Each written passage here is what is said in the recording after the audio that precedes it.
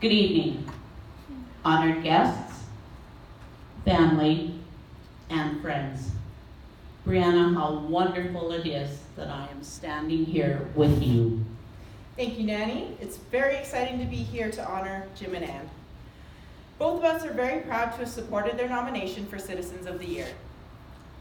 It is difficult to put into words the commitment and dedication of these two individuals.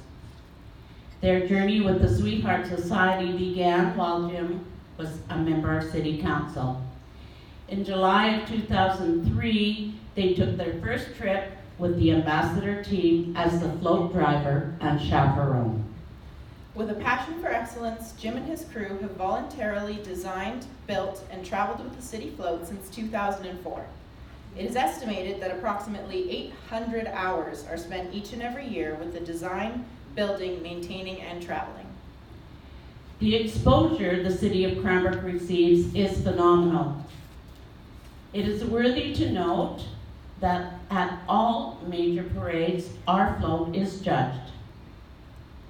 While other cities spend thousands and thousands of dollars on outsourced float building, ours is designed and constructed with volunteers and a $12,000 grant from the city of Cranbrook. Shortly after a new ambassador team is selected, a meeting is held to review the role of the team. You will always hear Jim say, "We do this because it's the right thing to do and we love doing it. We will care for your daughters and treat them like they are our own," and they do. And yes, there's plenty of fun to be had as well as knowledge and history of Cranbrook.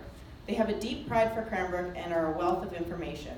On the very first trip, you can count on them to give you a history lesson on the city, current events, and the float. Christy Poirier, the 2003 Sweetheart of Sam Steele, says, "The Wavrecans are not just volunteers.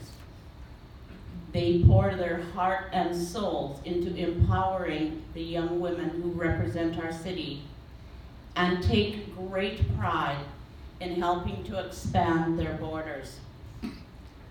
The couple that seems to have traveled the world over take the opportunity on long road trips to teach us about other cultures and to show us the value of the float, approaching strangers to show kindness, hospitality, and generosity.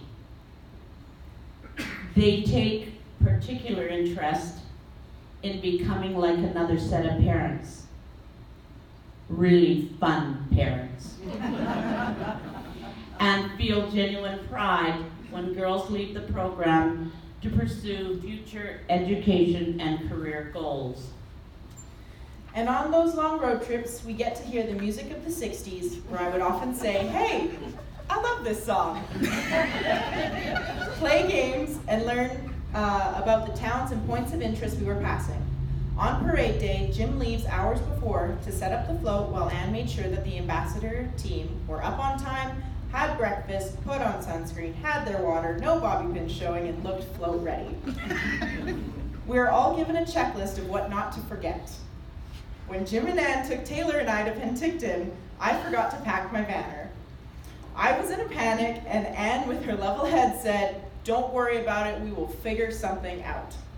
Some candidates for solutions were express mailing my banner to us, buying a new one in Penticton, and making one out of tissue paper. Of course, we realized none of these options would work. Following that was, what are we going to tell Nanny? Again, Ann came to my rescue. "Don't worry about it, I will handle it." Now, Nanny, we've never told you any of this, but we knew you'd be pretty upset with me, and I was shaking in my boots. Ann saw how upset I was, and she hatched her plan. When she saw you at the pageant, Ann went to you, told you that I had forgotten my banner, but don't worry about talking to me about it because, in her strongest chaperone voice, had already taken care of it. What taking care of it entailed was teasing me about it for the rest of the year because she knew I would not be making that mistake again. So yes, I am the reason that now, before one even steps into the van, the question is asked, do you have everything, and did you remember your banner? The Wavrecans invited Taylor and I into their lives. From day one, they let us know that we were a part of their family, not just through travels, but by sharing their family and lives with us. On Tuesdays, we were invited over for Jim's spaghetti dinner because Tuesdays is when Anne volunteered at the thrift shop. At Christmas time, we would go over to help decorate their Christmas tree and play board games with Amber. We even had a couple of mini golf tournaments. Jim and Anne are so much like family. Jim was the one who taught me how to drive standard when I bought my first car. I know I'm not the only sweetheart he has taught to drive safe by controlling the universe. Each ambassador team is given a nickname, something special between the girls and the Wavrecans. My name was Loopy, and you can ask Jim and Ann why. Cranbrook has the reputation of always arriving early and being the last to leave. Many communities have dances, and yes, Jim and Ann have sat through more hours of team dances than one could imagine. God bless them. We would be remiss if we did not mention the significant contribution of Jim's sisters, Janice and Dodie. These ladies live in Calgary.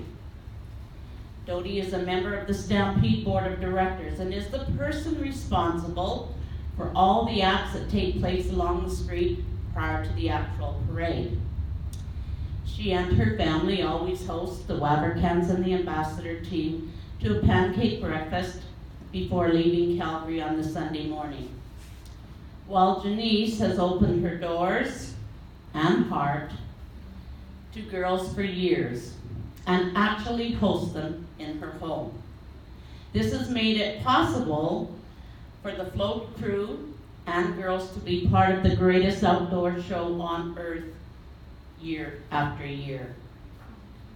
Not only does she host them, she also purchases tickets to the Saturday evening grandstand shows so that the girls can see the chuck wagon races and the fantastic stage show. Thank you, Janice and Dodie.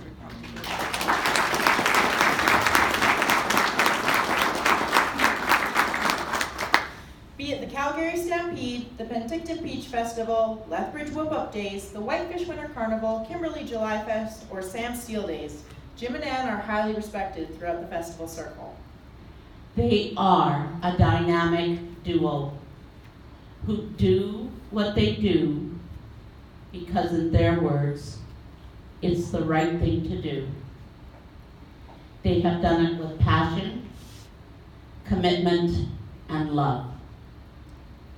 They personify all that is right about volunteerism.